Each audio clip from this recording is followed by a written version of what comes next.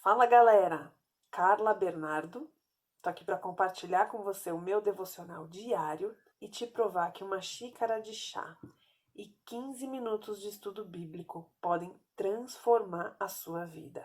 Livro de João, capítulo 8, versículos de 1 a 11. Esse não tem subtítulo. Qual será o assunto? Nós vimos no texto anterior que era Páscoa, Jesus estava pregando em Jerusalém. Os líderes religiosos ficaram muito incomodados com isso. Mandaram os guardas do templo prenderem Jesus. Eles chegam lá e não conseguem prender Jesus porque eles enxergam algo sobrenatural em Jesus. Voltam para o templo, explicam isso para os líderes religiosos e os líderes religiosos ficam revoltados. Então, o texto anterior chamava a incredulidade dos líderes judeus, porque prova ali que eles não creram em Jesus de maneira nenhuma. Então, o texto é a continuação disso. Jesus, porém, foi para o Monte das Oliveiras. Então, enquanto eles estavam lá discutindo, querendo prender Jesus, Jesus foi para o Monte das Oliveiras. Ao amanhecer, ele apareceu novamente no templo, onde todo o povo se reuniu ao seu redor, e ele se assentou para ensiná-los. A gente vê nos textos que sempre que Jesus vai para o Monte das Oliveiras, ele vai orar, ele vai buscar a Deus. Então o texto aqui não nos diz isso, mas eu imagino, a gente pode deduzir, que ele passou a madrugada em vigília, em oração, falando com o Senhor, se preparando, pegando a orientação de Deus para o que ele tinha que fazer no dia seguinte. Isso muito nos ensina, né? Jesus buscava em Deus orientação, intimidade, consolo, amizade para exercer o seu ministério. Versículo 3. Os mestres da lei e os fariseus trouxeram-lhe uma mulher surpreendida em adultério. Olha que interessante, a mulher foi surpreendida em adultério. É possível adulterar sozinho? Não, né? Então, o que fica claro pra gente aqui é, cadê o homem? Porque se ela estava em adultério, tinha um homem com ela. Cadê esse homem? O homem já não tá mais, só a mulher. Fizeram-na ficar em pé diante de todos e disseram a Jesus: Mestre, esta mulher foi surpreendida em ato de adultério, ou seja, pegaram ela em flagrante cometendo adultério. Na lei, L maiúsculo, lei do Senhor, lei dada para Moisés, né? Na lei, Moisés nos ordena apedrejar tais mulheres. E o Senhor o que diz? Vamos abrir um parênteses aqui. Vamos ver o que diz exatamente essa lei aqui que eles estão citando. Vamos lá. Peguei aqui a minha Bíblia King James para a gente ver onde estão essas leis sobre a pessoa flagrada em adultério. Essa Bíblia é muito interessante. Se você gostar, quiser conhecer, vou deixar o link dela aqui. Essa é a edição de comemoração de 400 anos. King James, rei Tiago, da Inglaterra, foi quem decidiu contratar uma equipe imensa de especialistas e traduzir a Bíblia do grego diretamente para o inglês. Então, durante muito tempo, essa Bíblia foi tida como a tradução mais fidedigna. Por isso que ela é muito conhecida. E essa aqui é atualizada, então, ou seja, ela é uma linguagem mais fácil, tá? Então, vamos lá. Em Levítico 20, versículo 10. Olha o que diz aqui a lei que Deus entregou para Moisés, Moisés está entregando para o povo. O homem que cometer adultério com a mulher do seu próximo deverá morrer, tanto ele como a sua cúmplice. Quem deve morrer? Ele e a sua cúmplice. O texto fala do homem e a cúmplice. Mas lá só tinha uma mulher sozinha, né? Tem outro texto que também fala sobre isso. Vamos lá. Olha só, daqui a gente vai para Deuteronômio, saímos de Levítico, vamos para Deuteronômio 22. Veja só o que diz o texto. Se um homem for pego em flagrante deitado com a mulher de outro, os dois deverão pagar por este delito com pena de morte. Os dois quem? O homem e a mulher que estão cometendo adultério. O homem e a mulher com quem se deitou. Deste modo, extirparás o mal do meio do teu povo, ó Israel. Por que era feito isso? Porque era feito a morte, a pena de morte, o apedrejamento, para arrancar o mal pela raiz. É isso aqui que Deus está dizendo. Então, qual é a lei? Matar por apedrejamento o homem e a mulher. Vamos voltar lá para o texto. Na verdade, eu falei matar por apedrejamento, mas não, ele está falando pena de morte, né? Aqui na época deles, o método usado era o apedrejamento.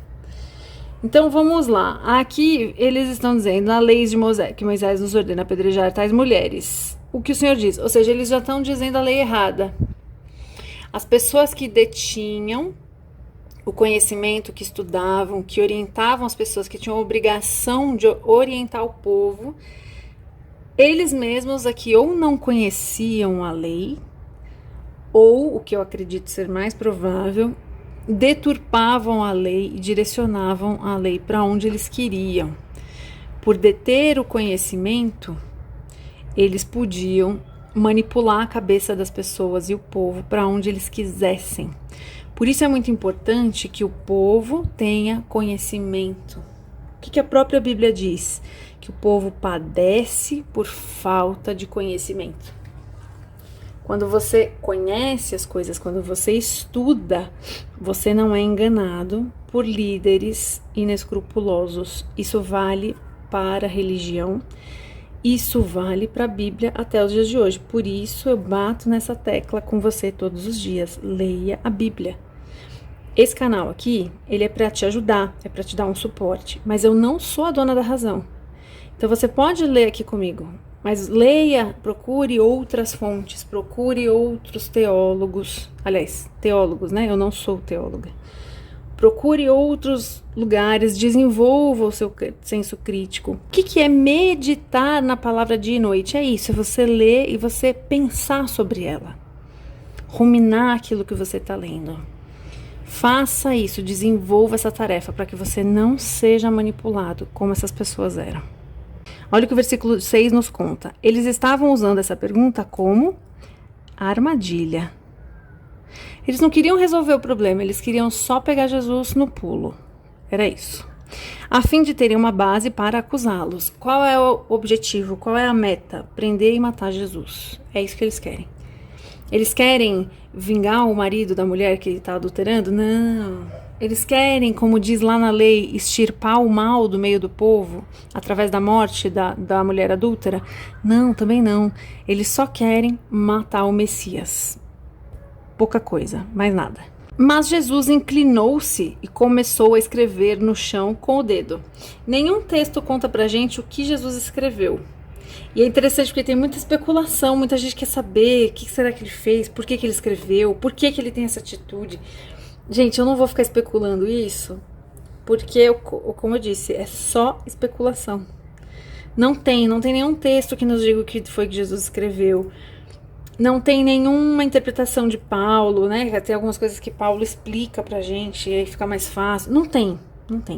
Não tem nada na Bíblia que nos diga o que ele escreveu, por que ele escreveu, qual era o intuito dele nisso. Então, assim, busquem no Espírito Santo entender o que foi isso e aprenda, conforme-se, que tem coisas na Bíblia que não vão ser reveladas para nós. É o que a gente chama de mistérios de Deus. Deus é muito maior do que a gente. Então, ele sempre vai saber muito mais coisas do que a gente.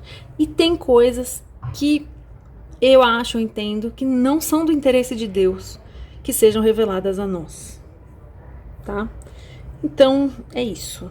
Eu entendo isso aqui como um dos mistérios da Bíblia. Não saberemos. Tá? Ele teve essa atitude, abaixou a cabeça, começou a escrever na areia. Tem gente que fala que ele fez isso para tirar o foco da mulher. Eu acho bonita essa interpretação. Opa! Eu acho bem bonita essa interpretação de que Jesus faz isso para que... Porque pensa, essa mulher foi pega em flagrante, ela está desnuda, exposta. E aí com essa atitude eles falam com Jesus, ele começa a distrair as pessoas, tirar o foco da mulher. Então tem gente que diz que isso é uma prova de cuidado, de amor de Jesus com ela. É uma interpretação, eu acho linda. Eu gosto de acreditar nisso, eu acho bem bonito. Mas, como eu disse, é uma especulação. 7. Visto que continuavam a interrogá-lo, ele se levantou, e lhes disse, ou seja, eles insistiam. Jesus estava lá quieto, escrevendo, e eles em cima, insistindo. Aí Jesus disse, se algum de vocês estiver sem pecado, seja o primeiro a atirar a pedra nela. Vamos lá. Eu já vi algumas explicações de que quem atirava a primeira pedra, a testemunha, a pessoa que pegou o casal, né, em ato flagrante, era quem tinha o direito de atirar a primeira pedra. Porque como ele era testemunha, a partir do momento que ele atira a primeira pedra, ele está confirmando o que ele viu, o que ele presenciou. E isso dá o direito dos outros também tacarem, tá? Então, eu já vi alguma coisa explicando nesse sentido. Não sei se a informação procede, mas faz sentido. Inclinou-se novamente e continuou escrevendo no chão. Por isso que a gente quer saber o que ele estava escrevendo. Meu Deus! Tipo assim, isso aqui que eu tô fazendo, isso que eu tô escrevendo, é mais importante do que isso aí que vocês estão fazendo. Isso daí não me interessa. Meu foco tá aqui, ó. É como se eu estivesse dizendo isso, né? Os que ouviram foram saindo, um de cada vez. Quando a gente toma ceia, né, o texto que a gente lê, examine-se o homem a si mesmo. É isso aqui, quando a gente faz um autoexame, a gente vê que temos muitos porões escuros com pecados escondidos, né? Começando pelos mais velhos, porque também na ordem do apedrejamento era a testemunha, os anciãos e aí os mais novos, as pessoas que têm mais respeito.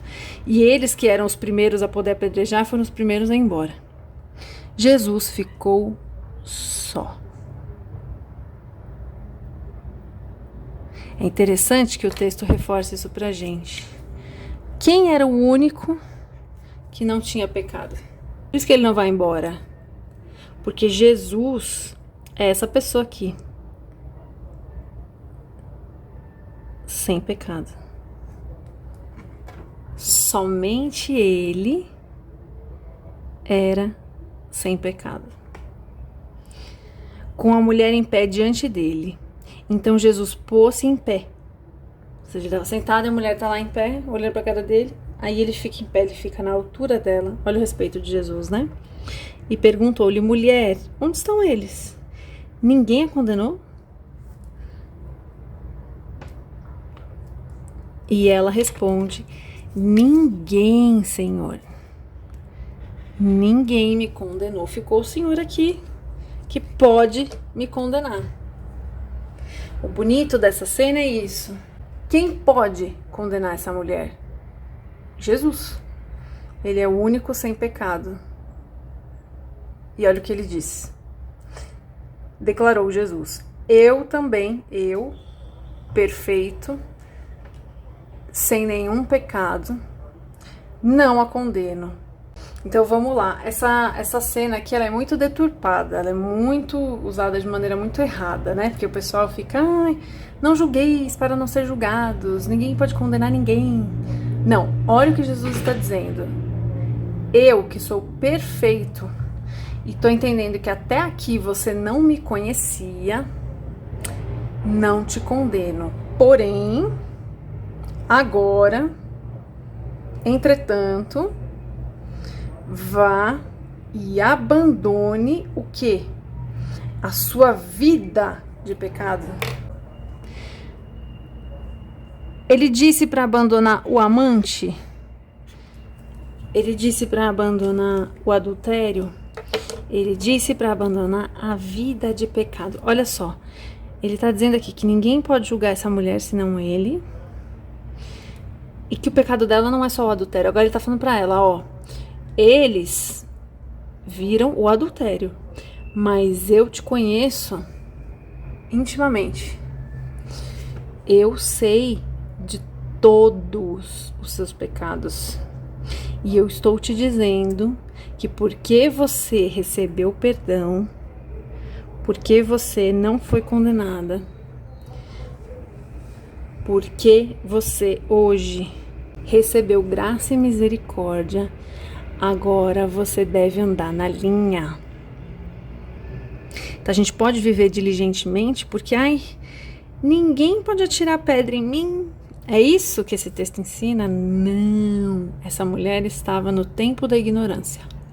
Jesus diz para ela: o que você fez até aqui está lançado no mar do esquecimento. Mas agora que você está aqui diante de mim e recebeu graça, misericórdia e perdão, pare de pecar.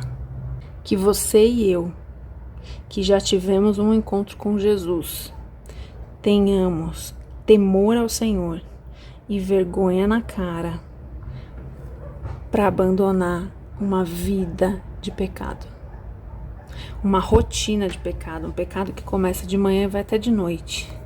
É uma mentira aqui, é uma pornografia ali, é uma conversinha, você que é casada, uma conversinha estranha no Instagram e por aí vai. Uma sonegação de imposto aqui, um outro cliente que você engana ali, e assim você vai tocando o seu dia, vivendo uma vida servindo a Satanás. Chegou até esse vídeo? Conheceu Jesus? Vá e não peques mais. Em nome de Jesus. Que Deus te abençoe.